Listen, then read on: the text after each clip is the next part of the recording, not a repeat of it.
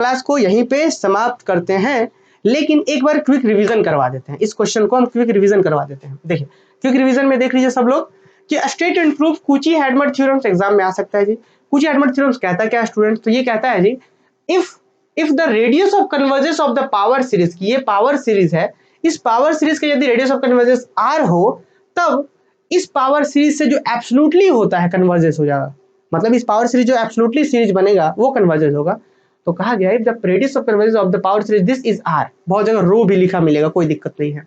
तो then the series is absolutely convergence, absolutely का मतलब समझे कि इसके अंदर अगर हम मॉड लगा दें और जो सीरीज बनेगा वो कन्वर्जेंस होगा।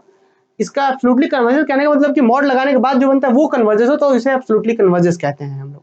ठीक है, चलिए तो ये जो होगा एब्सोल्युटली कन्वर्जेंस होगा कब, if mod x less than r, यदि जो मॉड x क्या है वेरिएबल, तो मॉड x अगर रेडियस से छोटा होता है तो ये एब्सोल्युटली कन्वर्जेंस होगा। एब्सोल्युटली मतलब इसके मॉड लगाने से जो बनता है वो कन्वर्जेंस होगा।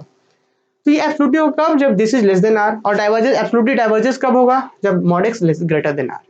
क्लियर। अब थ्योरम जरा भी जो हमने यहाँ पे सीखा स्टेटमेंट में उसको हम यहाँ प्रूफ में अप्रूव करेंगे। क्या कैसे, देखिए by definition of absolutely convergence series, ये जो सीरीज होगा वो कन्वर्जेंस एब्सोल्युटली कन्वर्जेंस कब होगा, दिस इज एब्सोल्युटली कन्वर्जेंस कब, इफ जब जो इसी सीरीज में सीरीज जब मॉड लग जाए और अगर वो कन्वर्जेंस हो तो एब्सोल्युटली कन्वर्जेंस कहेंगे।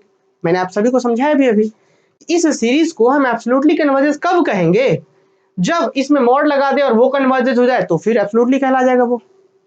समझे बात। तो प्रूफ में हमने क्या कहा है, यहाँ पे प्रूफ में कहा कि this series is absolutely convergence if the series this is convergence, relation number 1 नाम दिया। मतलब अगर ये कन्वर्जेंस तो क्वेश्चन वाला जो है वो एब्सोल्युटली कन्वर्जेंस हो जाएगा।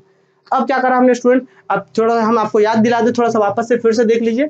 हमने यहाँ पे कूची रूट टेस्ट पढ़ा था प्रीवियस के सेमेस्टर्स में, रियल नंबर में कूची रूट टेस्ट पढ़ा था हमने कि कोई पॉजिटिव टर्म का सीरीज अगर यहाँ पे समेशन un दिया हुआ है तो क्या होता था, अगर un का मॉड्यूलस कर दीजिए, उसका पावर 1/n कीजिए और इस लिमिट को निकालिए। अगर ये लिमिट l आता है और l क्या जो लिमिट आ रहा है अगर वो 1 से छोटा है तो ये कन्वर्जेंस कहलाएगा सीरीज, 1 से बड़ा तो डाइवर्जेंस कहलाएगा। ये आपको याद होना चाहिए। तो मतलब स्टूडेंट हमारे पास यहाँ पे जो सीरीज है वो भी तो पॉजिटिव टर्म है ना, तो हमने कूची रूट टेस्ट का यूज कर लिया। क्या करा कि now by Cauchy root test we have, हमारे पास क्या होगा जी, ये वाला जो सीरीज है ना पॉजिटिव वाला, वो कन्वर्जेंस होगा कब, जब इसमें लिमिट लगाए, लिमिट n टाइम्स इन्फिनिटी जो है यहाँ उसका पावर 1/n, तो दिस इज का पावर 1/n। अगर ये लिमिट 1 से छोटा आता है तो कन्वर्जेंस होगा। और आगे बढ़ गए कि दिस इज कन्वर्जेंस इफ हम क्या कहेंगे मॉड ए बी, इस पे भी मॉड इस पे भी, और मैं दोनों पे क्या तो मॉड ए का पावर n का पावर 1/n रह गया, x का पावर n का पावर 1/n, पावर कट के सिर्फ मॉड x बचा। ये कि ये कन्वर्जेंस होगा कब, जब this limit is less than 1। अब आपको पता है बात एक कि we know that radius of convergence का आपने फॉर्मूला पढ़ रखा था जी, कि जो रेडियस ऑफ कन्वर्जेंस होता है वो ये होता है कि r equal to 1 upon limit n tends to infinity this, मतलब इस चीज का वैल्यू हम निकाल रहे हैं यहाँ से। तो रेडियस ऑफ कन्वर्जेंस हमने प्रीवियस में बता रखा है ना। तो r का वैल्यू क्या होगा, 1 upon limit n tends to infinity mod an power 1/n। ये अब भाई इसमें क्या करते हैं, मुझे इसका वैल्यू चाहिए ना, तो हम क्या कर लेते हैं, इसको उधर भेजिए, मतलब फाइनली इसका वैल्यू आएगा 1/r आ जाएगा। तो this is equal to 1/r। तो फाइनली हम इस चीज का क्या वैल्यू लिख देंगे, 1/r लिख देंगे। तो नेक्स्ट स्टेप में वही हमने करा है। तो क्या लिखा कि दिस इज कन्वर्जेंट, वो सीरीज कन्वर्जेंट होगा इफ 1/r दिस इज। अब इस r को अगर 1 से मल्टीप्लाई तो क्या होगा, mod x less than r, मतलब वो सीरीज कन्वर्जेंट होगा जब mod x less than r हो।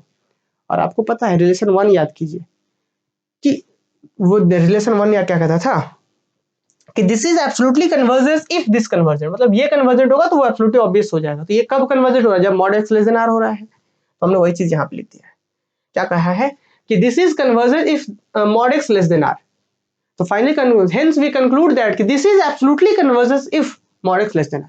सिमिलरली हमने तो कूची रूट टेस्ट का सिर्फ कन्वर्जेंस वाला पार्ट यूज करा था, लेस देन 1 वाला ग्रेटर देन 1 वाला यूज करेंगे। तो similarly by using Cauchy root test we can prove this is divergence if this is absolutely divergence. यार यहाँ पे एक एब्सोल्युटली वर्ड छूट रहा है, this is absolutely divergence if mod x greater than r। उम्मीद है ये बातें आप सब लोग समझ पा रहे होंगे, है ना। तो बाकी ये अब यहाँ पे कंप्लीट होता है और बाकी हम लोग चलिए आगे बढ़ते हैं। आगे क्या मतलब ये पेपर यहाँ पे कंप्लीट होता है। अब ये आप लोग के ऊपर डिपेंड करता है। एक क्लास और बचता है यूनिफॉर्म कन्वर्जेंस में, जो वीएस्ट्रास एम टेस्ट है ना उसको भी करवा देंगे हम।